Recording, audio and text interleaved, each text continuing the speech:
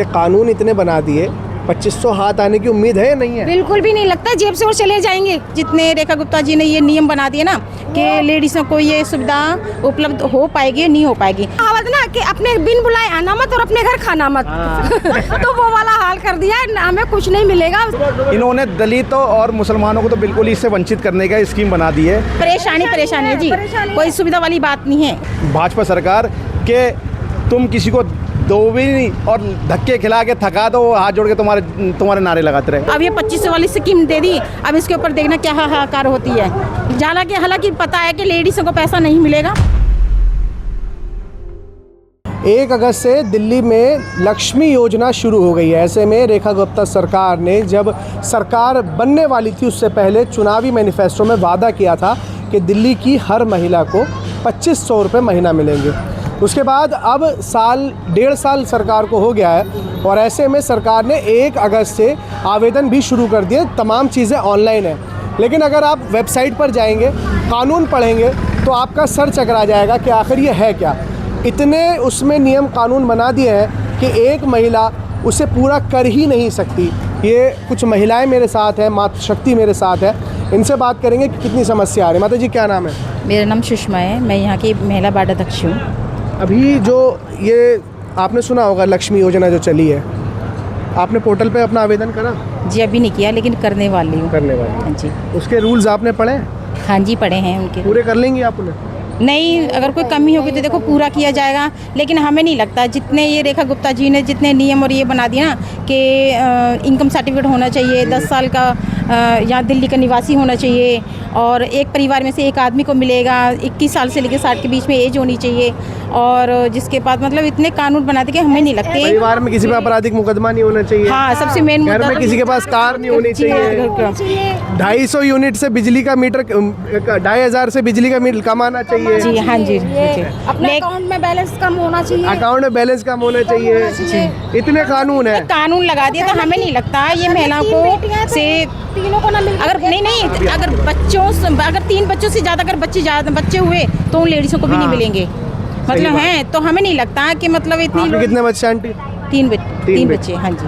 तो आप तो शायद अभी आ रही हो, लेकिन हो सकता है अगर गाड़ी आपके नाम पे हुई तो आपको मिलेगा नहीं। बिल्कुल नहीं मिलेगा जी। 3 बच्चे तो बिल्कुल भी नहीं मिलेगा। 3 बच्चे, अगर 3 बच्चे से ज़्यादा हुआ तो भी नहीं मिलेगा, अगर तो नहीं मिलेगा। लेकिन हमें नहीं लगता कि जितने रेखा गुप्ता जी ने ये नियम बना दिए ना कि लेडीज़ों को ये सुविधा उपलब्ध हो पाएगी नहीं हो पाएगी। और सबसे मेन मुद्दा ये है कि इन्होंने कहा था, इन्होंने वादा किया था कि जब इलेक्शन से हम जीतेंगे तो हम हर लेडीज़ को 2500 रुपये हर महीने देंगे।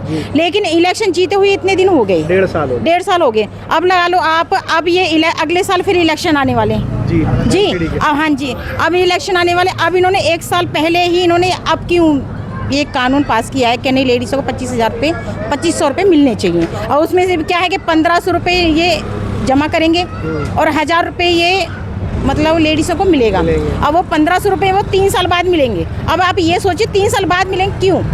और 3 साल में तो दुनिया बदल जाती है आंटी। दुनिया बदल, आज के एक दिन का समय नहीं है किसी के पास। कोई जिंदा रहे मरे, वो 3 इकट्ठा हो, पैसा इकट्ठा हो गया 1500 रुपये, वो कौन लेगा? वो सरकारी लेगी।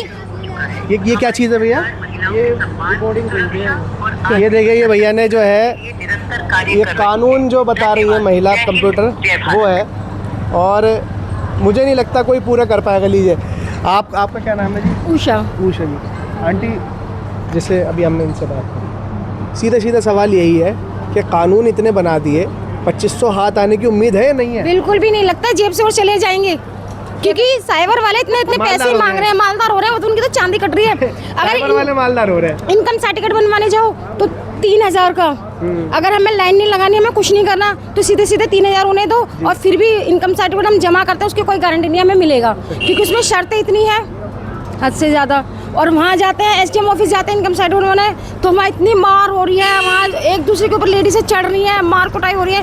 ये तो एक कसने वाली बात हो गई। मतलब औरतों को बिजी कर दो। सरकार ये कह रही है, अपने मुंह से मना तो नहीं कर रही, लेकिन कानून इतने बना दे कि देंगे नहीं। वो जो कहावत ना कि अपने बिन बुलाए आना मत और अपने घर खाना मत। तो वो वाला हाल कर दिया है, हमें कुछ नहीं मिलेगा, सिर्फ हमें वो लॉलीपॉप दिखा के 2500 की वो हमसे मुँह से छीन लिया है। अच्छा, एक चीज़ और बताओ आप, अभी जो पिंक कार्ड बन रहे हैं हर डिपो पर मेरे हिसाब से हर महिला की लड़ाई हो रही होगी, आप भी कहीं गई होंगी, आपकी भी हो रही होगी। ये अच्छा है या इससे पहले जो केजरीवाल सरकार में जो पिंक टिकट था, बस में चढ़े और टिकट लिया वो अच्छा था, वो अच्छा था। अब तो क्या, अब तो कार्ड बन गया, अब तो बस वाले और बस नहीं रोकते।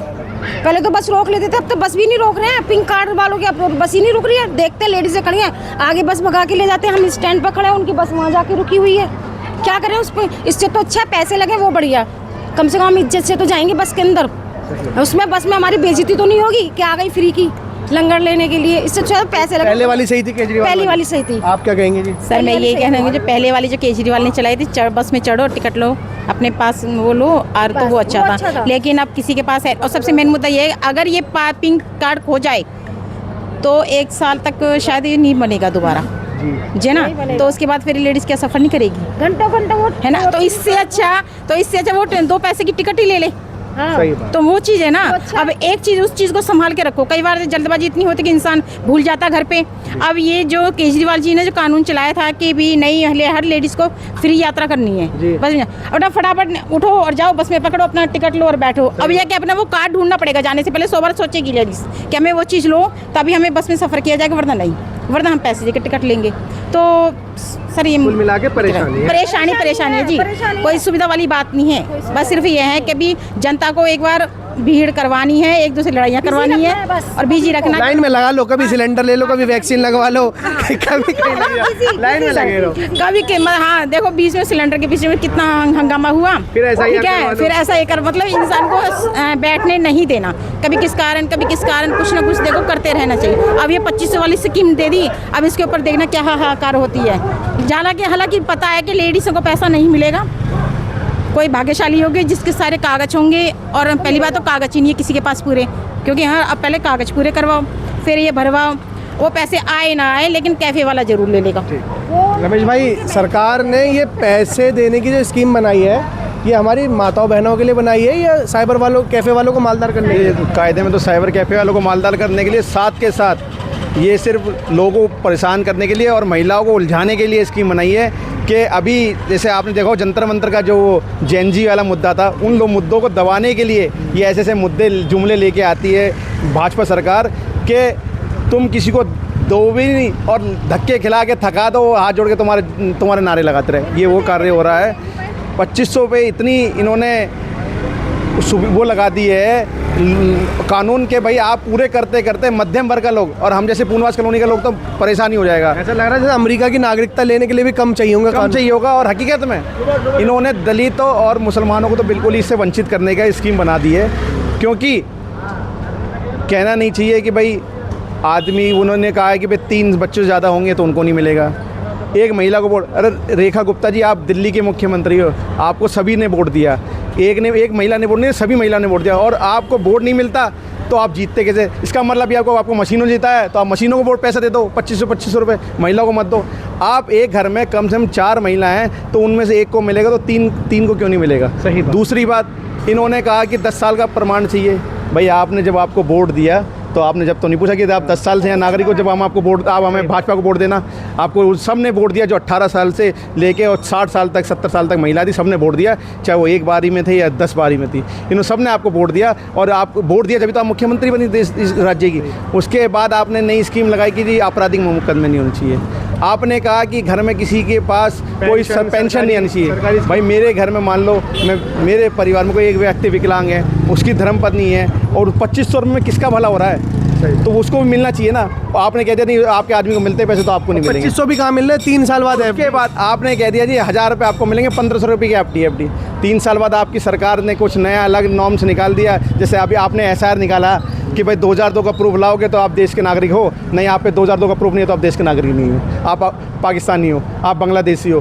तो भाई हमने मशीन में चेक कराया, आपने वोट दिया नहीं था तो हम आपको पैसे नहीं दे सकते। तो ये बेवकूफ़ बनाने की स्कीम है। सरासर सामने वाले को इतना हरा दो कि वो परेशान करने की स्कीम है। और ये तो भारतीय जनता पार्टी का आज से नहीं, पिछले 2014 जब सरकार बनी थी, जब से इनका मुद्दा है कि लोगों को लाइन में लगाते रहो, थकाते रहो, ये अपना भूल जाएंगे। चाहे नोटबंदी की लाइन हो, चाहे पेट्रोल, अब कोरोना में काल की वैक्सीन की लाइन हो, चाहे गैस की लाइन हो, चाहे अब SIR की लाइन हो, अभी वो पिंक कार्ड की लाइन 500 रुपये ले रहे हैं। जिस मध्यम वर्ग के अगर बच्चों परिवार में 500 रुपये ही हो तो वो आपके 2500 रुपये के पीछे क्यों धक्का खाए। तो ये चीज़ को तो आप अपनी कैंप लगाएं, सरकारी योजना है, आपके डीएम ऑफिस में कैंप लगाएं, आप एसडीएम कोर्ट में कैंप लगाएं, अपने अपने अन्य जगहों पे कैंप लगाएं, जिससे जैसे आप लोग मध्यम लोग भर सकें। पर आपने इतनी स्कीम लगा दी है रेखा गुप्ता जी कि आप चाहती नहीं कि मध्यम वर्ग के लोग, झुग्गी झोपड़ी वाले लोग इस स्कीम का फ़ायदा उठाएं। ऊंचे लोग और लोग ही इसका फ़ायदा उठा पाएंगे। मैं तो कहता हूँ इसका तो हम लोगों सबको मिलकर, ये किसी पार्टी के नहीं, सभी के लिए, जिन जनता ने वोट दिया, हर विधायक को वोट दिया, हर पार्षद को वोट दिया और हर जनप्रतिनिधि को वोट दिया, भाजपा का हो चाहे वो किसी पार्टी का हो, उन सबको वोट दिया। तो उन महिलाओं का सबका हक मारा जा रहा है। एक घर में 5 जने हैं, 4 भाई बहन हैं या 5 बहन हैं, तो उनमें से एक को देके और 4 को आप वंचित क्यों कर रही हैं। एक वंचित करने कहीं संविधान में लिखा नहीं है। अरविंद केजरीवाल जी ने ये स्कीम निकाली थी, उन्होंने कहा था सबको पैसे मिलेंगे और बराबर का हक मिलेगा। आप बराबर का हक ही छीन लिए। आप एक को बड़ा कर रही हैं, एक को छोटा कर रही हैं। इसका मतलब आप इससे मतलब आपको पता लगता है कि आपका वो वीआईपी कल्चर है वो आप कायम रखना चाहती हैं। तो इसका कोई भी लाभ हमारे जैसे जनता को तो मिल नहीं रहा है, फिर से धक्के खाने के अलावा और कुछ नहीं है। ठीक, देखिए साफ तौर पर दिल्ली के अंदर लक्ष्मी योजना को लेकर लोगों को अभी तक डॉक्यूमेंट्स क्या क्या चाहिए वो भी नहीं पता है, और जो महिलाएं डॉक्यूमेंट्स पूरा करना चाह रही हैं शायद वो चाहकर भी डॉक्यूमेंट्स पूरे नहीं कर पाएंगी, क्योंकि इतने कानून उसमें बना दिए गए हैं कि अगर उसकी एक बहुत लंबी सूची है, उसे आप पढ़ेंगे और जानेंगे तो सोचेंगे कि कोई ना कोई ऐसा नॉर्म ज़रूर होगा जो कोई ना कोई पूरा नहीं कर पाएगा। लेकिन उसके बावजूद भी सरकार की योजना है, सरकार ने दिल्ली वालों के लिए, ख़ास तौर पर महिलाओं के लिए निकाली है। देखना होगा कि इससे कितनी महिलाओं को लाभ मिलता है, और सरकार जब इस पैसों को देगी तो सरकार को आगे आने वाले चुनाव में इसका कितना फ़ायदा मिलेगा। फ़िलहाल इस वीडियो में इतना ही। देश और दुनिया की तमाम बड़ी खबरों के लिए देखते रहिए नवराज। धन्यवाद।